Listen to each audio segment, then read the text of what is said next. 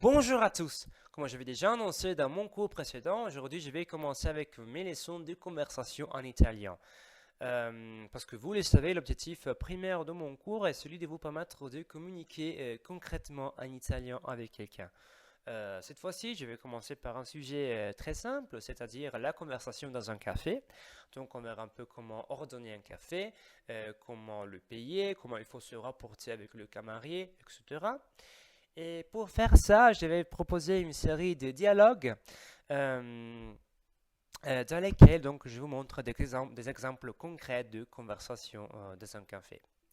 Je sais bien que je ne peux pas limiter la richesse d'une langue à des dialogues, et donc je vous invite à me laisser un commentaire ici dans lequel vous me dites s'il y a des choses que vous n'avez pas compris ou des choses dont j'aurais dû parler dans la vidéo mais que je n'ai pas traité. Bon, maintenant je pense qu'on peut donc commencer avec nos dialogues. Je vous remercie d'avance et je vous souhaite une bonne vision.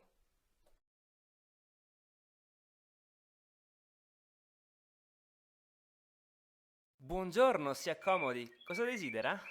Un caffè, grazie. Perfetto, glielo porto subito. Ecco il suo caffè. Ah, grazie mille. Scusi, posso avere il conto? Ma certo, fa 1,30 euro. Ecco qui. Eccole il resto.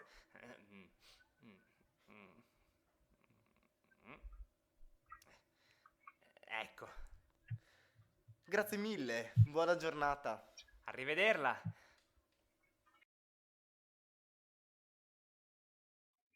Buongiorno, cosa le porto? Un cappuccino e un cornetto, grazie. A che gusto vuole il cornetto? Alla marmellata, alla crema o al cioccolato? Al cioccolato, grazie. Anzi no, mi scusi, vorrei un cornetto vuoto. Ah, va bene, arrivo in un lampo. Ecco qui il suo cappuccino e il cornetto. Grazie mille. Potrei avere anche un pasticcino alla crema. Ho visto dei pasticcini molto invitanti in vetrina. Oh, mi dispiace, ma sono appena finiti. Ah, che peccato. Vabbè, non importa, grazie comunque. Scusi, mi può portare il conto? Certo, sono 2,50 euro. Ecco a lei, tenga pure il resto. Oh, che gentile, grazie mille. Si figuri, grazie mille a lei. Arrivederci. Arrivederla, arrivederla.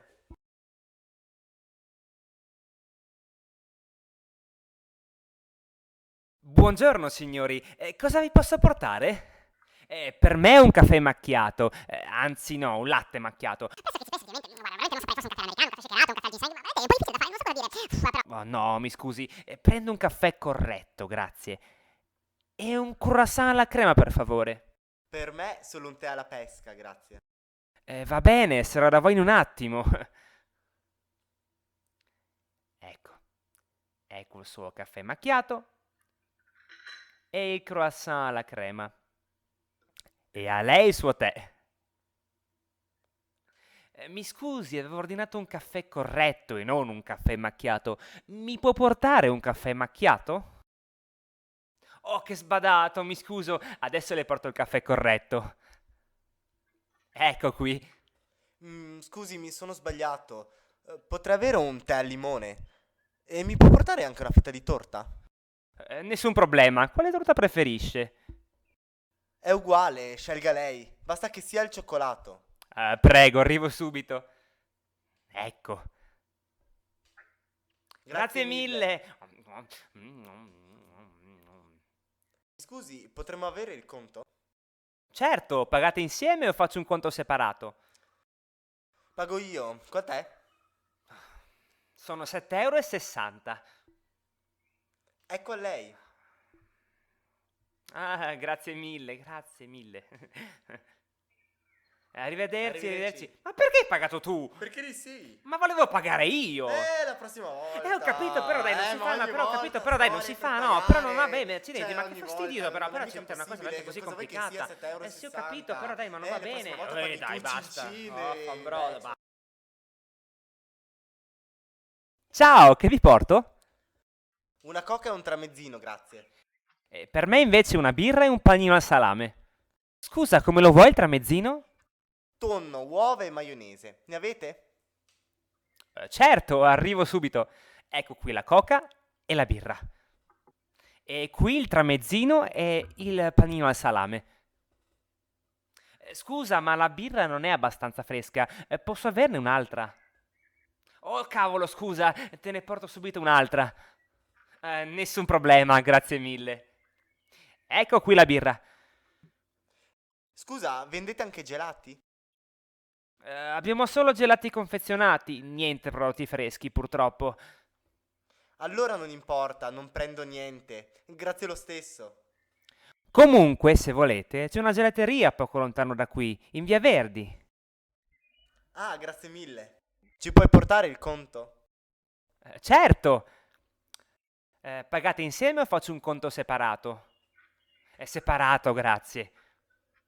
Allora, per te sono 4,50 e per te 4,20.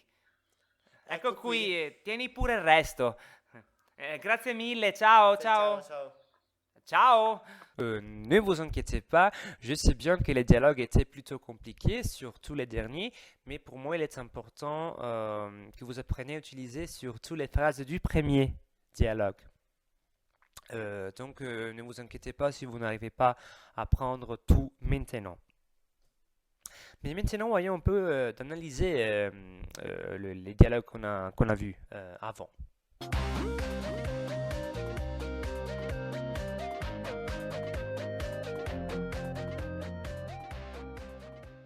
Commençons par la grand-mère.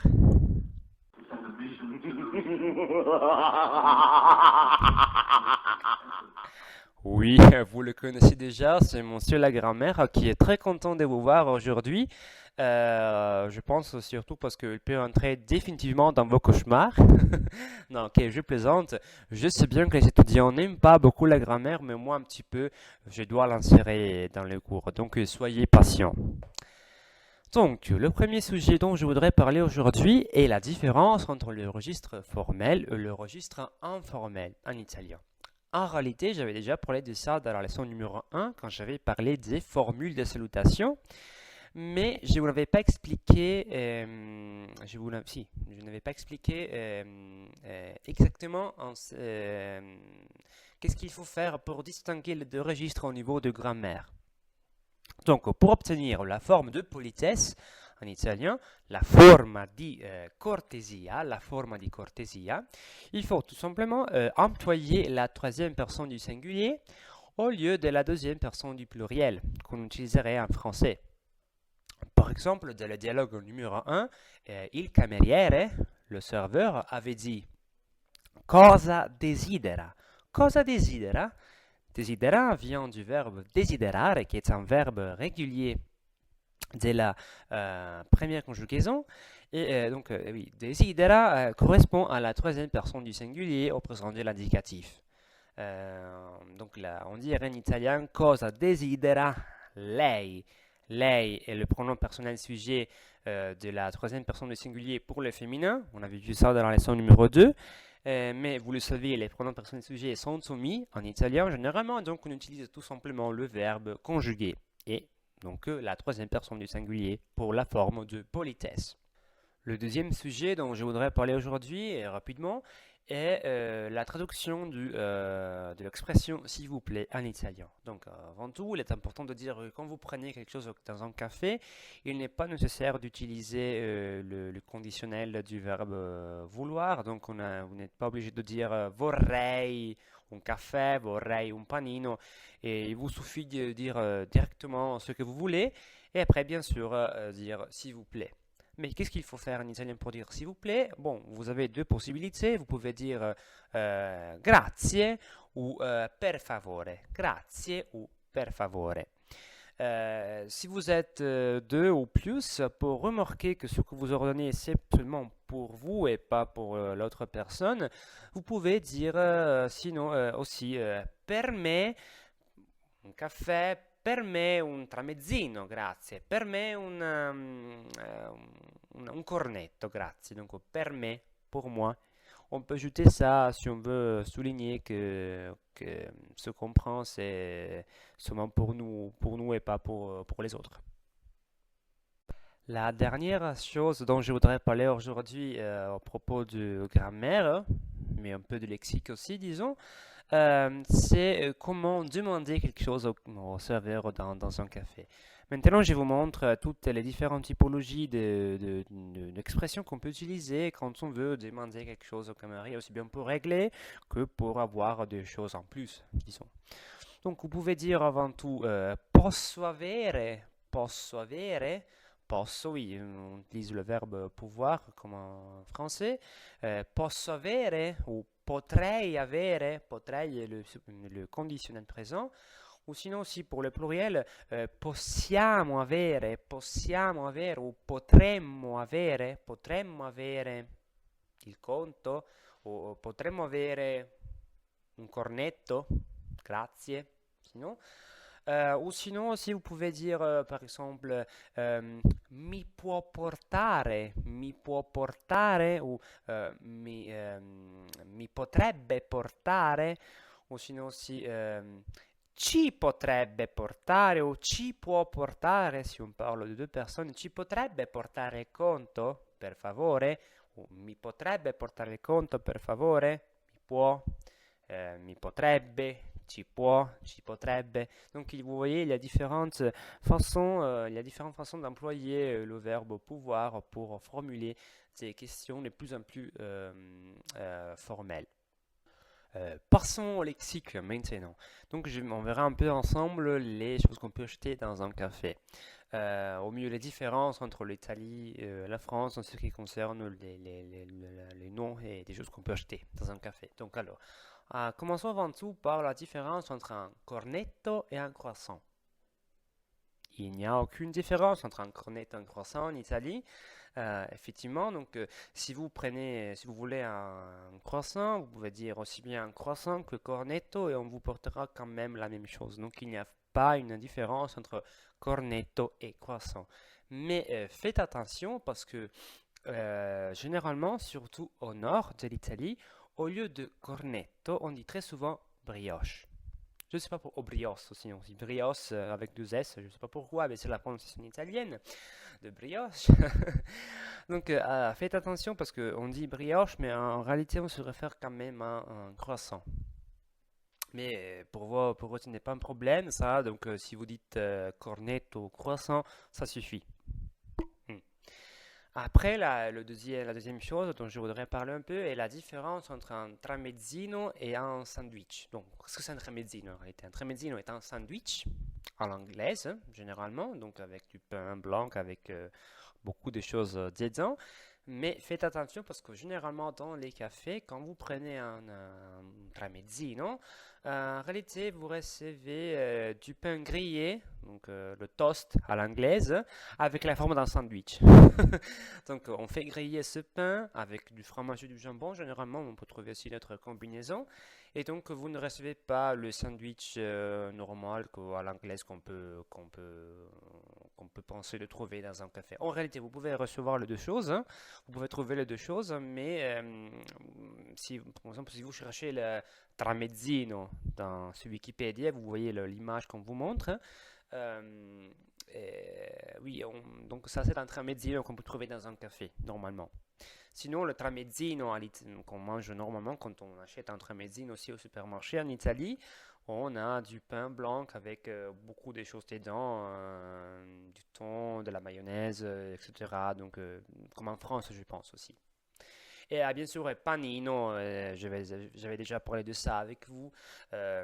C'est un panini, en fait, mais panino est au singulier, panini au pluriel. Mais la chose la plus importante est le café. Il caffè all'italiana. Et maintenant, je vais vous montrer toutes les typologies du café qu'on peut trouver en Italie sur la base du dialogue numéro 2. Donc, si vous vous souvenez un peu, le client avait nommé pas mal de typologies du café. Bon, mais ça, c'est très important quand on va en Italie parce que vous le savez, en Italie, le café est considéré une boisson très importante. Et donc, il y a différentes typologies pour le nommer. Parce que si vous allez dans un café et vous dites tout simplement un café grazie, ça ne veut rien dire. Ça ne veut dire grand-chose en réalité. Et la même chose si vous dites espresso. Vous n'avez pas besoin de dire espresso quand vous allez en Italie parce que si vous allez dans un café, c'est normal qu'on vous porte un espresso parce que un espresso est un café qui est fait avec une machine à café. Donc c'est normal, vous n'avez pas besoin de dire un espresso. Vous direz plutôt, vous devez dire plutôt un café. Mais, comme j'ai déjà dit avant, un café ne signifie rien. Vous devez ajouter normalement d'autres choses pour spécifier quelle typologie de café vous voulez boire. Donc, avant tout, il faut faire une distinction entre le café liscio et le café corretto. Liscio et corretto. Généralement, on n'a pas besoin de dire liscio. On l'emploie tout simplement en opposition avec le café corretto, mais parce que le café liscio sert à indiquer tout simplement un café normal. Donc, c'est le café normal qu'on peut boire. Et le café corretto est le café avec de la grappa, avec de l'eau de vie dedans. Donc oui, il y a cette opposition surtout au nord de l'Italie entre le café liscio et le café corretto. Donc si vous dites un café, vous allez dans un café et vous dites un café, le serveur vous dira liscio o corretto, donc normal ou avec de l'eau de vie dedans. Et donc vous pouvez répondre liscio ou corretto selon le cas. Après, il faut faire une distinction entre le café corto et le café lungo. Corto, lungo. Court et long, disons. Donc, un café long et lungo est un café avec beaucoup d'eau dedans. Donc, c'est un café un peu à l'anglaise, disons, à l'allemande aussi, à l'américaine. Dans les bureaux, vous pensez un peu au bureau américain dans les films, c'est ça qu'on voit. Donc, c'est cette typologie de café avec beaucoup d'eau, très diluée, que personnellement je n'aime pas beaucoup, mais que quand même on boit aussi parfois. Et donc le café corto qui est un café, oui, un peu plus concentré. Mais le vrai café concentré, disons avec beaucoup de café dedans et moins d'eau en Italie, s'appelle café ristretto. Donc si vous voulez un café, vraiment le vrai contraire d'un café long, le café ristretto. En italien, donc un café concentré avec beaucoup de café dedans. Et bon, ça c'est tout ce que vous devez savoir pour faire une distinction de base quand vous prenez seulement du café tel qu'il est. Donc, vous avez un café liscio, café corretto, café corto, café lungo, café ristretto. Mais, en plus, maintenant, je dois vous expliquer aussi les typologies de café qu'on peut boire avec du lait. Commençons par la typologie la plus commune, par le cappuccino. Le cappuccino, vous le connaissez très bien, je pense. Donc, c'est un café avec beaucoup de lait dedans et en plus aussi de la schiuma bianca qui sert à rendre ce café vraiment très très particulier. Et sinon, on a le café macchiato. Le café macchiato est un café avec un petit peu de lait seulement, pas un petit peu, disons un tiers presque de lait. Après, on a aussi le latte macchiato qui est du lait avec un petit peu de café seulement, donc c'est le contraire d'un café macchiato. Et pour terminer, on peut aussi boire un café latte, aussi nommé aussi latte café ou café latte. Donc oui, il y a différentes typologies de le nommer et de l'écrire aussi. Un café latte est un café avec une moitié de café et une moitié de lait. Généralement, on ne les prend pas dans un café, on le boit à la maison. Mais vous pouvez aussi prendre un café latte dans un café. On vous donne généralement du lait et après avec un peu de café. Donc vous pouvez décider combien de café vous voulez mettre dans le lait en réalité. Donc, ok, c'est comme ça. Donc on a vu aussi cette distinction. On a fait aussi cette distinction entre les cafés avec du lait dedans. Et on a parlé du cappuccino, café macchiato, latte macchiato et café latte. Les deux dernières choses dont je voudrais parler aujourd'hui, ce sont deux questions culturelles. Parce que oui, je pense que quand on étudie la langue d'un autre pays, il est important aussi de voir les différences culturelles qu'il y a avec son propre pays. Et donc, je voudrais parler un peu de la question du resto et de la question du conto separato. Commençons par le resto. Donc, dans les dialogues, j'avais dit deux fois, j'avais dit oui. Il cameriere avait dit tenga il resto, non, le client avait dit tenga il resto, tenez le reste. En réalité, ça c'est une chose qu'en Italie on ne dit jamais, malheureusement, parce qu'en réalité il n'y a pas l'habitude de dire, de donner, de laisser un pourboire pour le serveur. Dare una mancia n'est pas une activité particulièrement pratiquée par les Italiens.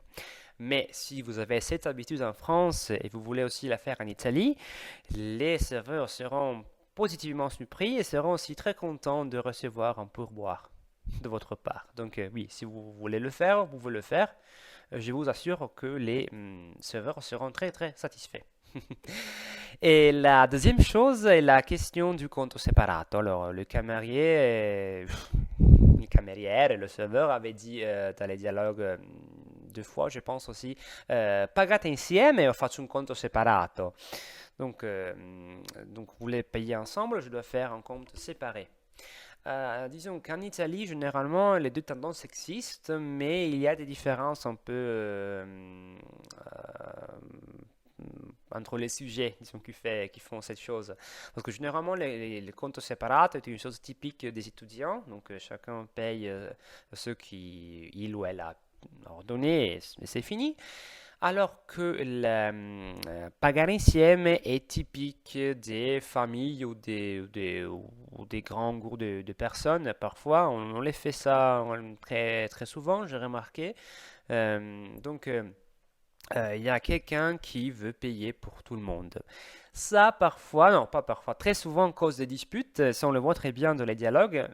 C'était un dialogue, oui, un peu ok, ironique, mais aussi réalistique. Donc, il y a des gens qui se disputent pour décider qui doit payer, parce que tout le monde veut payer généralement. Et donc on fait, non, c'est moi qui paye, non, etc. C'est normal. Donc oui. Okay, c'est une chose typiquement italienne, je pense.